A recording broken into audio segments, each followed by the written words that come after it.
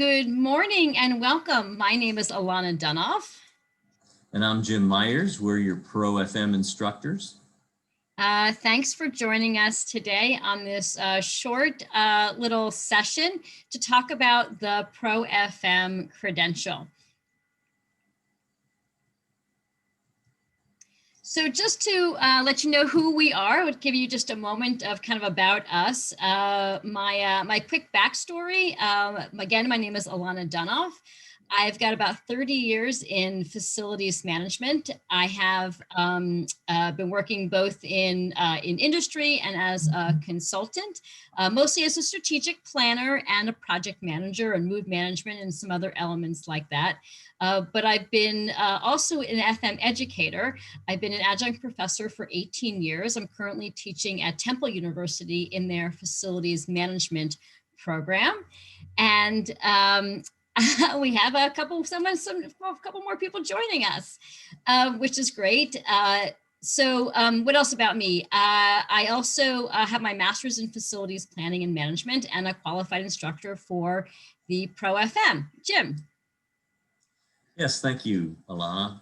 I spent my entire career in facilities management. I have a bachelor's degree in civil environmental engineering and a master's degree in architectural engineering.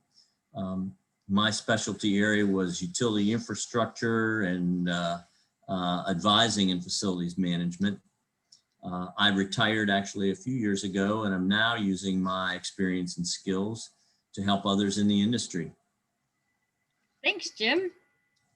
So here's our agenda just for our short time together. We want to talk a little bit about what the actual ProFM credential is. And they talk about in the body of knowledge, sort of the 24 things everyone should know. So Jim is going to talk about that a little bit. And then we're going to just share with you, how do you actually earn your ProFM? What does the course look like? And what's our approach as instructors for the class and when our next class is coming up? So just to kind of get off started here, sort of what is the ProFM and sort of how it came about. There are a number of FM credentials on the marketplace, and I think they all have a tons of value. What's interesting about the ProFM credential is it's really designed to really be very international in its focus and creating a framework to really build the knowledge and skill sets that a facilities professional needs. It's about identifying the gaps that we have as we educate and as we grow, and making sure we have the right skills. So what's particularly interesting about the ProFM and how it was created, it was created through a series of surveys and research that was global. And that research really allowed the ProFMI organization, the ProFM Institute, to really sort of assess what are the standards for facilities professionals globally. They used ISO standards as part of that process as well, to really sort of look at where are we as a profession, where are we growing as a profession, and how do we help create standards for our profession so that we have common language and understand the skills that we need. This graphic just sort of shows you the research that was done and the input that was received from people sort of around the globe on the profession. So I'm going to turn it over to Jim in a moment, who's going to talk about the body of knowledge. But one of the things that I think is super interesting about the ProFM and their approach to FM education is thinking about, what are the things that are most important to us? And they've created a body of knowledge that essentially has 5 modules, and the course covers all 5 modules, and each of those modules has a ton of information to share. They have this wonderful graphic that really sort of embraces it all. And Jim's just going to take a couple minutes to go through it all and give you a sense of the kinds of things that the body of knowledge includes. Thank you, Alana. As Alana said, this body of knowledge was developed from a lot of research and input from over 3,000 professionals globally, and resulted in these comprehensive sets of, set of 24 KSAs, or knowledge, skills, and abilities that all FMs should know to be successful in their work. So I'm going to give you a brief overview of those So you get a sense of the depth of the content of the body of knowledge. It's really very full and useful information, both strategically and tactically. So I'm going to be using variations of this diagram over the next few slides. The next thing that you'll see here is on operation and maintenance. So you'll see in this circle, there's a circle with 4 quadrants, and it's wrapped around some more information, which I'm going to tell you about. So this first one, operation and maintenance, is probably the comfort zone for most FMs. Even so, this material you will fill in holes that maybe you didn't get information on in your career, and it solidifies things that you've learned in the job. There are 5 main topics in the operation and maintenance. There's technical services, which includes things like preventative and predictive maintenance strategies for your hard surfaces and systems in our buildings. And there's occupant services. That's all the people services, everything from IT to fitness centers to cafeterias to copy centers, custodial services, and all the 40 other services that we provide to our staff in our buildings. There's work management, which examines the workflow and work order processes related to technologies. There's utility management. This was an area of strength for me. It covers things like energy, gas, water consumption, utilization, how to be more efficient with it, and also looking at things like water and utility bills, other utility bills. There's space management then, which covers planning and management of space for people, from determining occupant needs to move management practices. The next module is asset management. This focuses on the various activities in which an FM engages in to realize value from the physical assets. So it covers project management, the project management process, everything from programming and initiation of a project to execution and monitoring and control, and finally project closeout.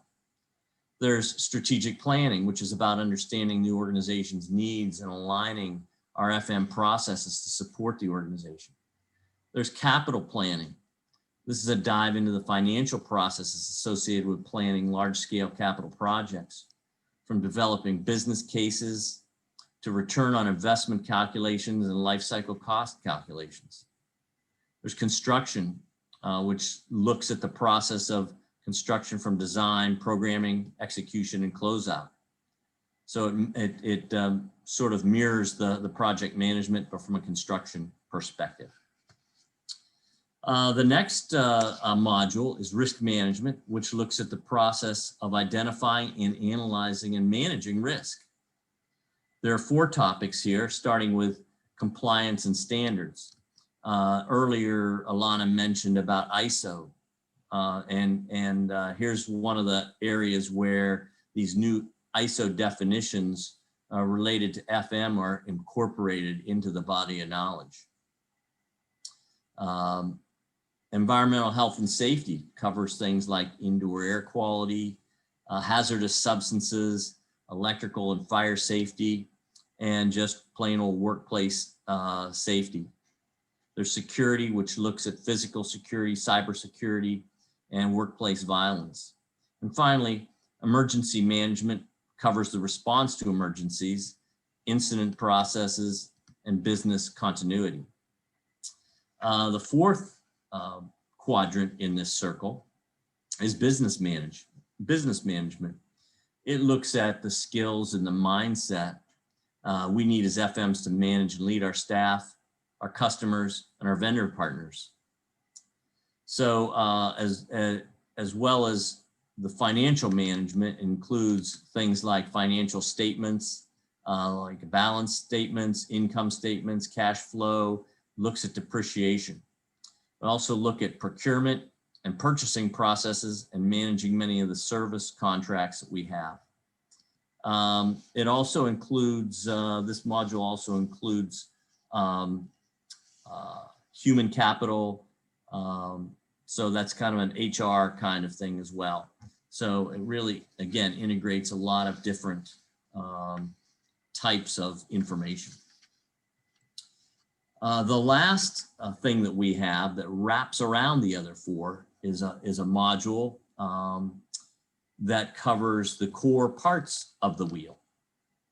And because it's this fifth and final module, it covers what ProFM calls cross-functional competencies. These are topics that are inherently woven into the other core modules, things like communication, sustainability, quality, innovation, and collaboration. So while each of these topics are covered independently within this one module, you will see them throughout all the other modules as well. And I just want to make one other comment here, that what really differentiates this ProFM body of knowledge is that it's presented in a comprehensive way that helps you to see how these topics relate to one another in FM. And for me personally, when I got into it, it really codified and solidified some of the experiential knowledge that I had on these topics, and some of which perhaps I just didn't ever receive formal training in. So that's really, I think, the differentiating factor on the ProFM body of knowledge. That's such a great point, Jim. I too, have credentials and have degrees and lots of years of experience, and yet still I found as I was earning my ProFM that I was still learning. There was still so much information, which I think is what's impressive also about this body of knowledge, that seeing it a different way, a different perspective, and learning some areas that, because this field has so much depth and breadth to it, it's hard to know everything. And this gives you a little bit of a touch on so much. So I agree with you. It's really very comprehensive from that standpoint. So we wanted to talk a little bit more about how to actually earn the ProFM credential and what that actually looks like. And it's a really robust system and has quite a number of components, all with the goal of helping you successfully earn your ProFM. So there is, of course, there's materials, there's reading materials. There's 5 books that mirror the 5 modules that Jim just talked about, with lots of information and in depth of them. And that material is available in hard copy, which I personally recommend, as well as available online. And then there you have a significant amount of online study tools as part of the program as well. There are pre-tests and quizzes that you can take, and there's flashcards that are available to you. There's sort of the e-reader again, where you can read the material online. So there's a lot of dynamic components to that information. It also has some assessment of your skills. There's a really big, significant pre-test that you can take to kind of sort of give you kind of like where you're at along the way, and then a lot of tools to help you through that. And once you're sort of finished with your reading and your reviewing and your studying, there are actually 2 assessments that are part of the program. And I'm going to talk about those in a little bit more here. So the way the material and the body of knowledge works is you go through all of the curriculum first, and then you're ready to take the two assessments after you've completed the knowledge. So we go through all 5 of the modules, and then there are the two assessments are, one is a knowledge-based exam. And as you can see on the screen there, it has 75 multiple choice questions, and you've got about 90 minutes to complete the assessment. And so it's really sort of information and terminology, and just really kind of an understanding of the foundation. And then the second exam is the application exam. And this is a little bit more of like a practical part of the information. How do we interpret what we've learned into more situational based questions? And so there are 50 questions there. And again, 90 minutes to complete the assessment. I personally found this one easier than the knowledge one to get through. It just is a little bit more scenario based, and I was sort of able to put myself into that position. Once you've completed both of the assessments with a 70% or higher, then you have successfully earned your ProFM. You can take the test multiple times. I will tell you, I had to. It's a big test. There's a lot of information. So, so you know that going in that you may not pass the first time. Most students we've had have not passed the first time. It just shows you the rigor that the information is there. And then the credential sticks with you for 3 years, and then there's a renewal with a small renewal fee. And they want to just know that you're staying engaged in the industry. So there's no particular CEU credits you have to take or have to have. They just want to see, you know, if you've gone to conferences or are you attending other programs, just that you're staying engaged and you're learning. And I certainly believe that those who decide to do credentials are people who have like a lifelong learning thing going on for them. And so they're always looking for opportunities to grow and expand their knowledge. So a little bit about our particular class and how we sort of have formatted our approach to teaching the ProFM. So what Jim and I have put together is a 7-week instructor-led course. It's a live virtual class right now, and we really offer a mix of content as well as group activities and practice quizzes to help you prepare for the assessment. The 7 weeks is actually over a 13-week period, so we meet every other week because we also know and want to figure out how to help you fit this into your life so that you can do this along with everything else you've got going on, your work, your family, your other extracurricular activities. So we try to fit it in that way. So of the 7 classes, 5 of them are 2.5-hour classes, and those really focus on each of the 5 modules. And then we have 2 other classes, sort of our kickoff class that kind of gets you oriented and situated. Kind of we give you a syllabus and how to get started and what to focus on your reading and how to kind of get going. And then we have a final class that is designed to do test studying skills and help preparations, and we do quizzes and all kinds of things to really help you get prepared for the test. Some other things that we try to focus on is when we do each module to really give you some high-level topic reviews of the material, but we also look for your feedback as for things that you might want to go over yourself as you're reading and preparing. We will give you a syllabus so that you know exactly what we're reading, and we're going to really encourage you to read in advance so that you can really come to the discussion prepared. We know that that's such an important part of it, that you can hear us teach the material, but you have to learn the material and have that repetition of information yourself. So we'll present you on select topics, but also really want you to engage. And as I mentioned before, we're going to use quizzes and polls. We really try to make it active with group activities because you learn not just from us and from the material, but you learn from each other. And so we really like to create an engaging environment. One of the things about virtual teaching is it's easy to tune out. And so if you're in the class for those 2.5 hours, we want you to stay as connected as possible and engaged as possible because we know that's how people learn and how you will be most successful.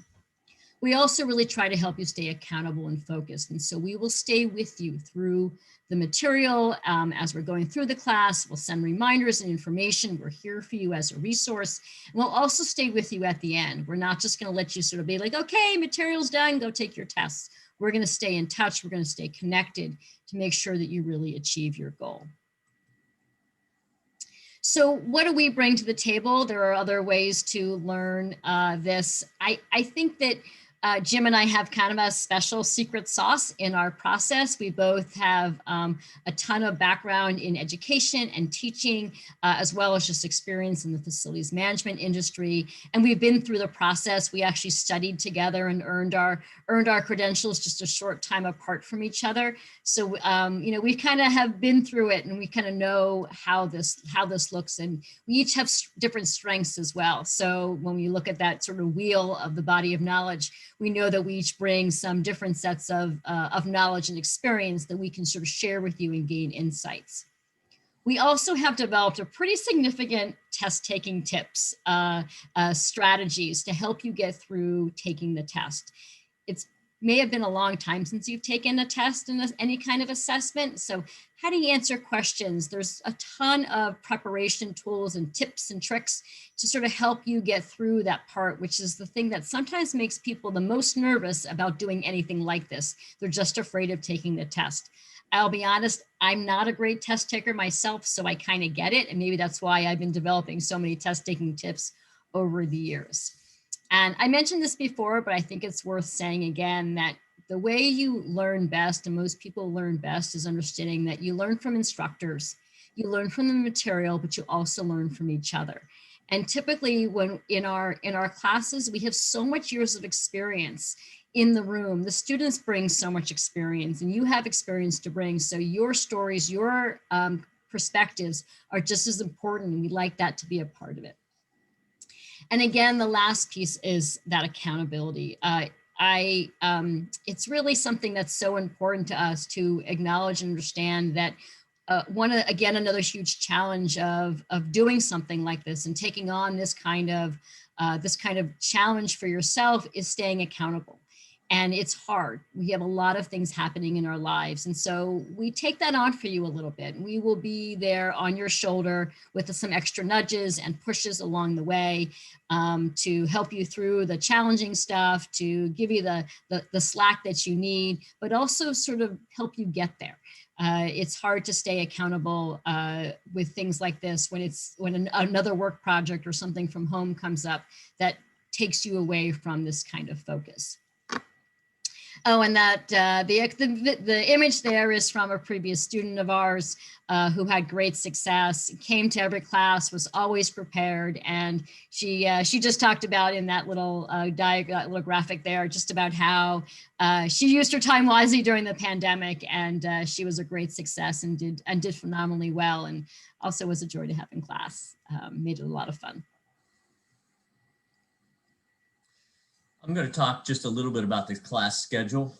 We're starting this class on Thursday, April 29th. You can see course kickoff and introduction. So I'll kind of reinforce and fill in some of what Alana just talked about. So you can see that each class is 2 weeks apart. So at the kickoff, we get you started, talk about the body of knowledge again and some of the basics there, give you some tips of how to get started.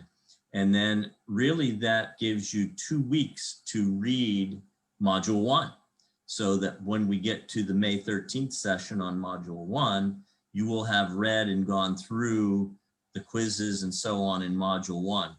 It's vital, extremely vital for you to read the material. Alana talked about tests at the end. There is really no way to pass the exams without reading the material and going through it. While it says that we are the instructors, it's not enough to just come to class and listen to us. There is work that has to be done on your own to make that happen. And so that's why we have 2 weeks between each class. That gives you 2 weeks to read each module, module 1 through 5.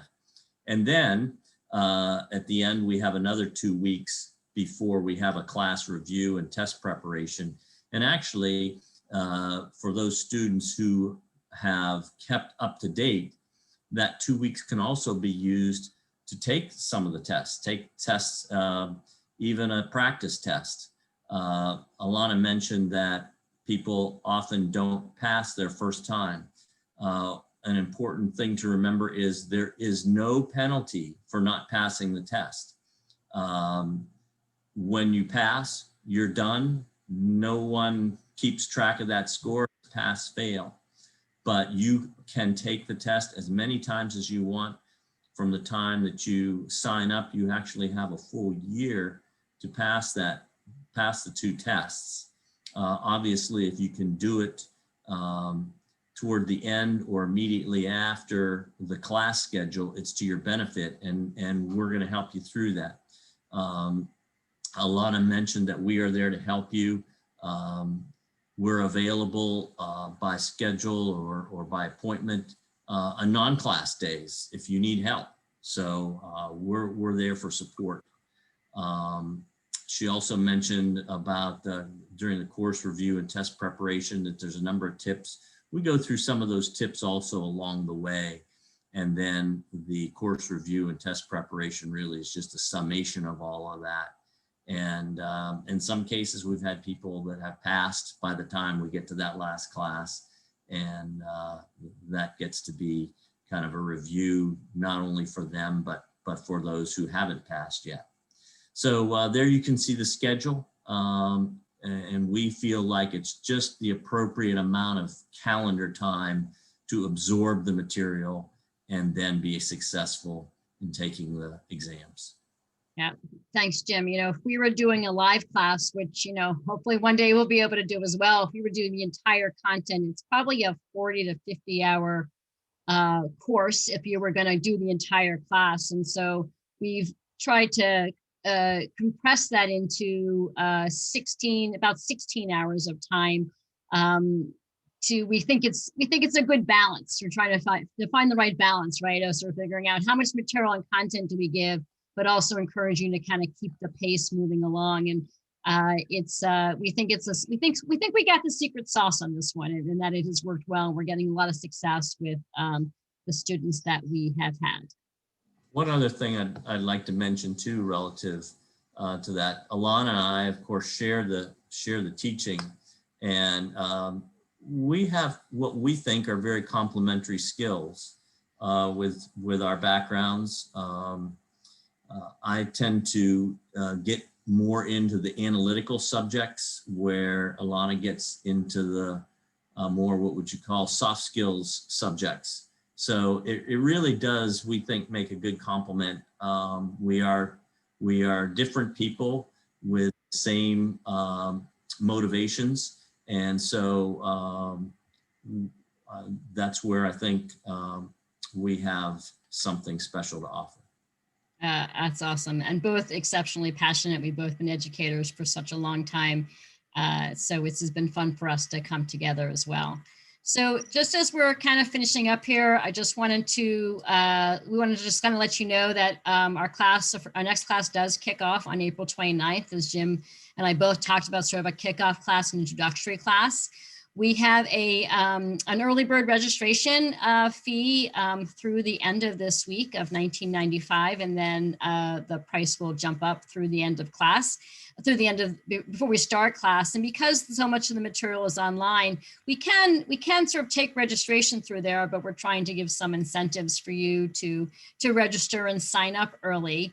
In addition, because you've joined us today, we want to offer you an additional $100 off. So if you go to our new website, www.learntobeanfmpro.com, if you log on there and enroll in the class, there's an opportunity for a discount code, and you can put in ProFM 429. So it's the date of the start day of the class, and get a little bit of extra dollars off the course, because we want to get folks in and get you situated and really help you earn your ProFM and really achieve something specific and great for yourself.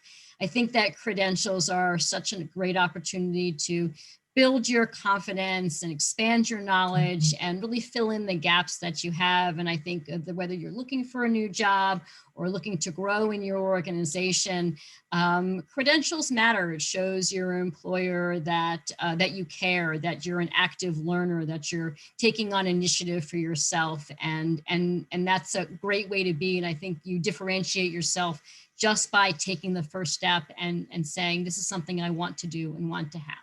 So I always commend anybody who jumps in and says, I'm going to add this to my already really busy plate and do something for myself and really grow and learn. Yes. So, what's the price for the test?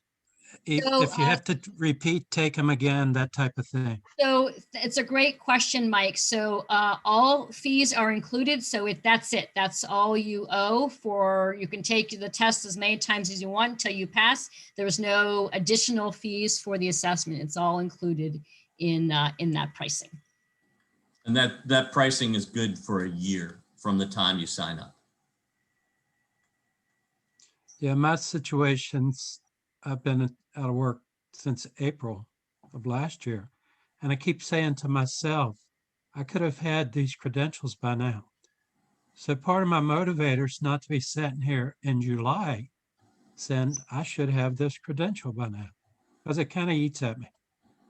Well, Mike, we would love to have you in class. I think you'd get, I know you're such a seasoned FM, but this might be the thing that sort of reinvigorates you, changes your conversation with a potential employer about how you're thinking about things. I seasoned students come in and they get like this whole refresh, this new like thought leadership, because you forget things too, even though we've been doing it so long. And so this could be maybe exactly what you need to kind of re-energize and reboot for yourself. Well, a lot of people think and assume, since my role with IFMA, that I have the credentials. I just don't put them next to my name. So another thing people ask is, well, which should I get? And part of that, to properly answer that, would be to get these myself. And I'm also looking at the Well AP and some real estate credentials too. So I may get started with this one. Well, Great. we would love to have you, and there are so many great credentials, and I'm a proponent of learning regardless of what you decide to do. I teach a couple of the credentials myself. I know there are pluses and minuses, but I do think I'm very impressed with this body of knowledge, and I think it has a lot to offer, regardless of where you are in your career. Any other feedback or questions? No, but quick compliments to the two of you. Don't spend any time on your credentials. Everybody knows how great you guys are. I really appreciate it. And is there a chance you didn't fail the test? You just say that to give people comfort? No, I actually really did. So did I. We both really did not pass the first time around. But we didn't have us as teachers. So maybe we would have if we had ourselves as teachers, but it is so significant. We're teaching each other. We were, and we were studying together and really thinking about how to get through the material together. So, we really did take me 2 tries. I will say I was the first woman to earn her ProFM, so I like that distinction as well. So that was something I was pretty excited about when I realized that I was the first woman to earn. Yeah, I was disappointed when I took my real estate exams to get that license that they didn't have a box below the questions for me to argue my point that their answer was wrong. Yeah, that happens a lot in these kinds of, we come with different perspectives, and we'll actually talk about that as thinking about one of the challenges of students coming into these classes with a ton of knowledge is that you have to realize that there are multiple ways to answer a question. And so if you have, a way that you did it in your career, but the body of knowledge is suggesting something different as a best practice, that you have to sort of stop and say, oh, it's not how I would do it. It was how, ProFM body of knowledge suggests I do it.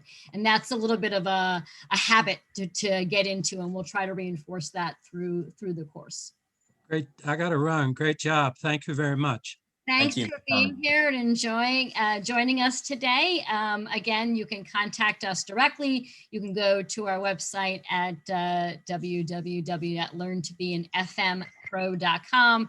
And there's that discount code again, ProFM429, as a special thank you to all of our 10-minute lesson folks who have joined us and who have been kind of a part of our education journey. So with that, I just want to say thank you for joining us, and please reach out to us if you have any questions. Jim, do you want to add any final note there? No, we look forward to the possibility of helping you and working with you. Thank you. Thank you.